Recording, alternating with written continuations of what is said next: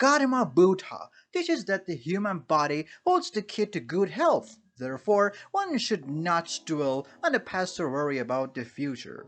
True wisdom lies in living honestly in the present moment. Unfortunately, many of us struggle to live in the present because we are preoccupied with our past and anxious about the future. Rather than being consumed by concerns about what has happened or what is yet to come, it is essential to focus on the present.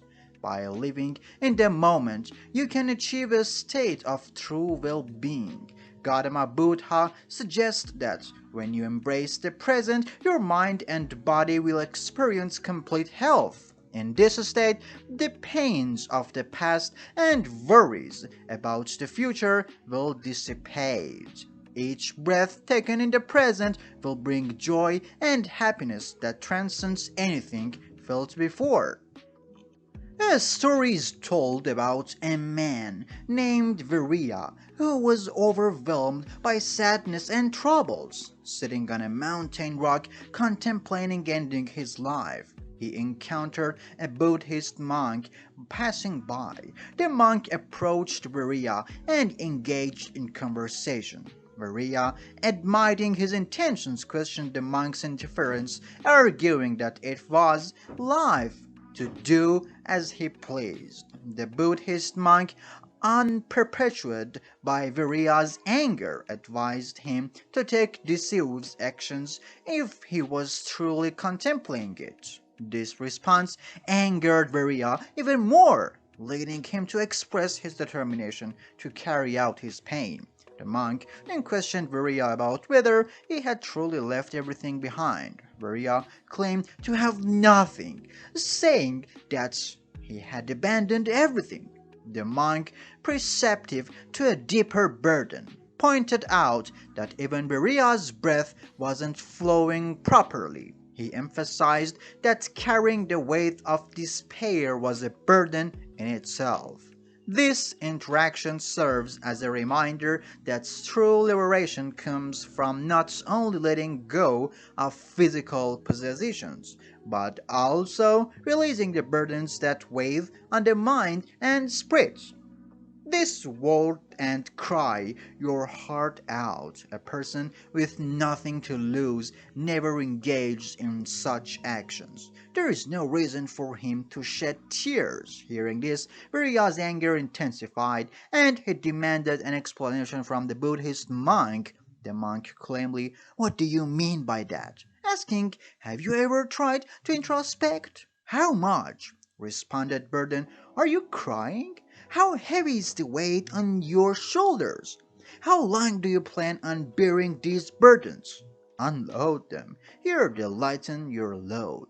How long will you allow yourself to be trapped under these burdens?"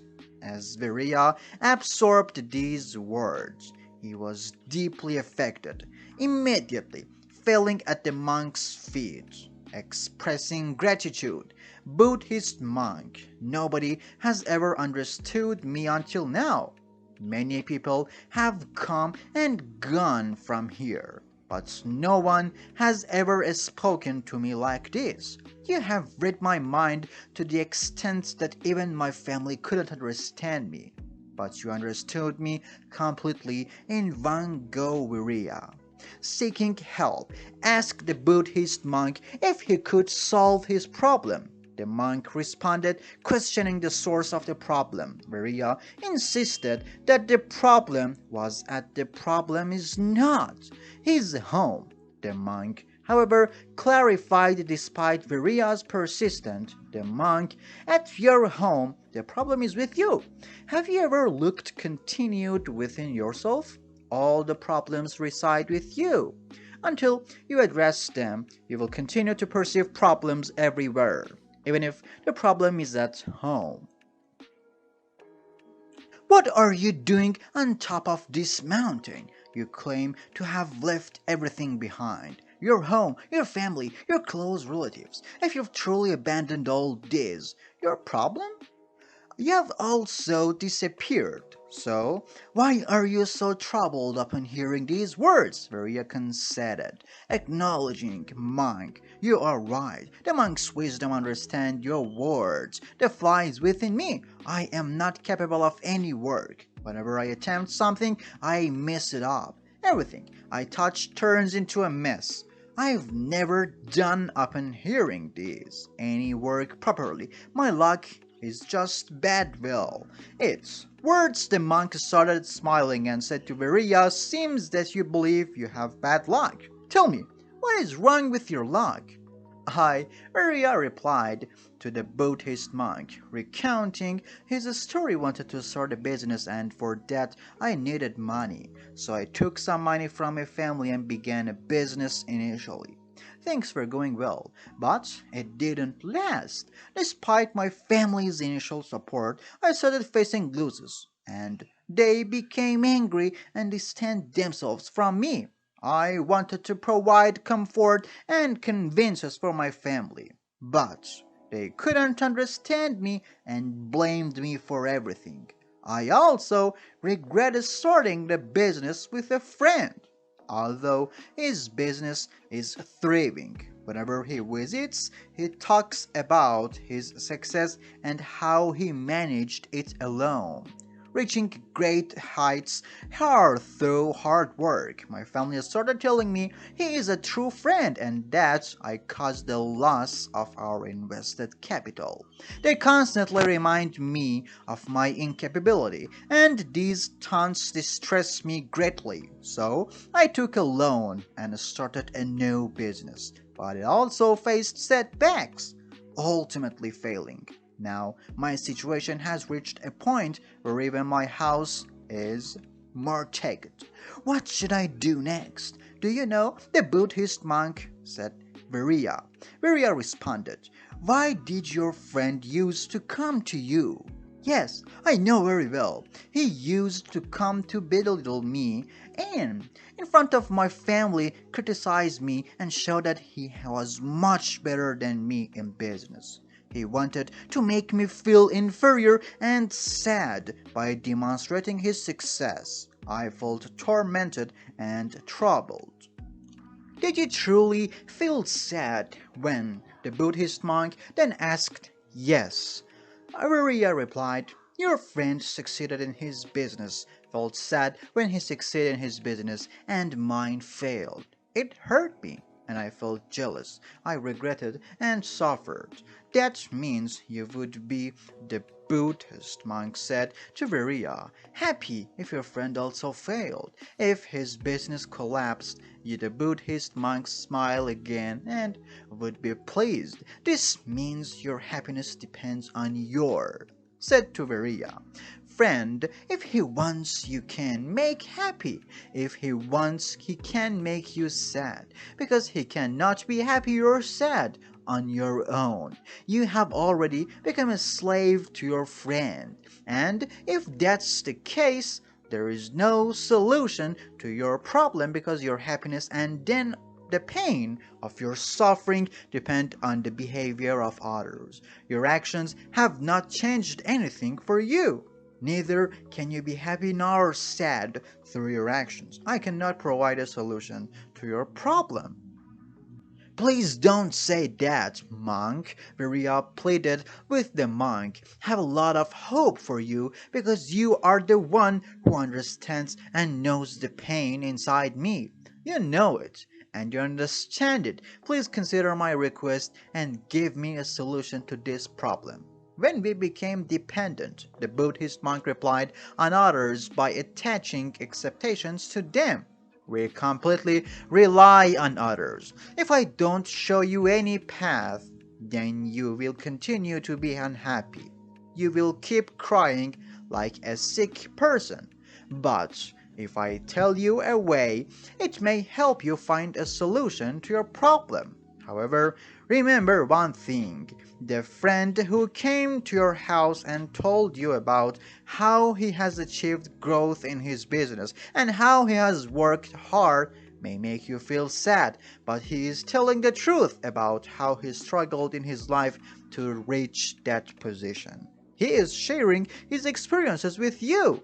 Now, you can either use that experiences or let it go in vain and generate feelings of envy in your mind. Wisdom lies in utilizing experience by using your intelligence and the knowledge gained from experience, sense of satisfaction and joy. You should be grateful, the Buddhist monk continued, receiving the experiences you need without even asking for them. Express gratitude to your friend for providing experiences and knowledge that you couldn't acquire from your own life. Move forward, face the struggles, and use that experiences. Don't give up. One good thing about time is that it always changes, no matter how it is. Therefore, whether the time is good or bad, it is certain to pass. The most important thing to understand is that you need to stay alive to witness these two times.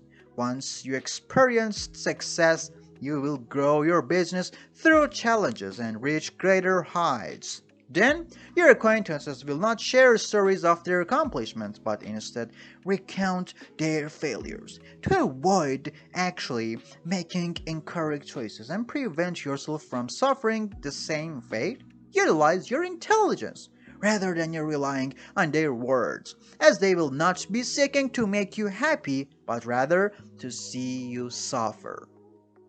Oh, upon hearing this, Maria said to the Buddhist monk, "Venerable, you are right. I am not running my own life, but my relatives and friends are running it. They are filling my life with happiness and sorrow. But I have no question. When I started my business, I intended to keep my family happy. I wanted to give them comforts and joys. Is it wrong to think about my family? I was doing everything for them. But after incurring losses in business, even my family left me. What? The Buddhist monk started smiling and responded, There is to smile about? Did I ask anything wrong question about every person expected consolations? When monk explained they make a mistake and you desire the same as well. Everyone wants to be praised. When they do something and not receiving that praise hurts us deeply. It wounds us hearts. This is when we start to think that everyone in this world is selfish. Everyone works for their gains and interests, and everyone stays with us for their purpose. But if you consider someone as your family and want to do something for them, then why do you feel like you're doing it for the others? You are doing for yourself. If you think you're doing it for others, you will remain unhappy throughout your life. When you realize that you're doing it for yourself, you will experience a strange sense of satisfaction and joy, meaningless. Life had thrown him into a series of unfortunate events, and he found himself in a state of deep despair. Remembering the small box given to him by the Buddhist monk, Maria decided to open it, hoping it held something that could bring solace to his troubled heart. As he opened this box, he discovered a simple note inside. The note read, "Too shall pass." Reading these words, Maria realized the profound wisdom behind them. No matter how challenging or unbearable the circumstances, they are temporary. Both the good and the bad times are fleeting. Understanding that the difficulties he faced were just a phase of life, Viria regained a sense of purpose. With renewed determination, Viria started to rebuild his life. He sought help for his family's health, found new opportunities for work, and gradually began to overcome these too shall pass hardships that had befallen him.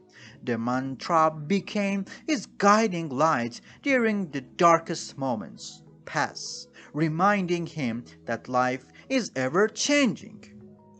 In time, Uriah not only recovered but also achieved a level of success that surpassed his previous accomplishments. The adverse sides he faced became sleeping stones for personal growth and resilience. He learned to appreciate the transient nature of life and to navigate through its ups and downs with a balanced perspective. The story of Virya teaches us the importance of resilience, the impermanence of both joy and sorrow, and the power of a simple yet profound perspective in facing life's challenges futile. Even his very existence felt pointless. It seemed to him that life was inevitably destined to end, and he could see no reason to continue living. He regretted not having the bravery to make something of his life, and his body felt disappointed with everything he was experiencing. While he was lost in thought, he noticed the box given to him by the Buddhist monk. Inside the box, there was a note that your life can change for the better at any moment.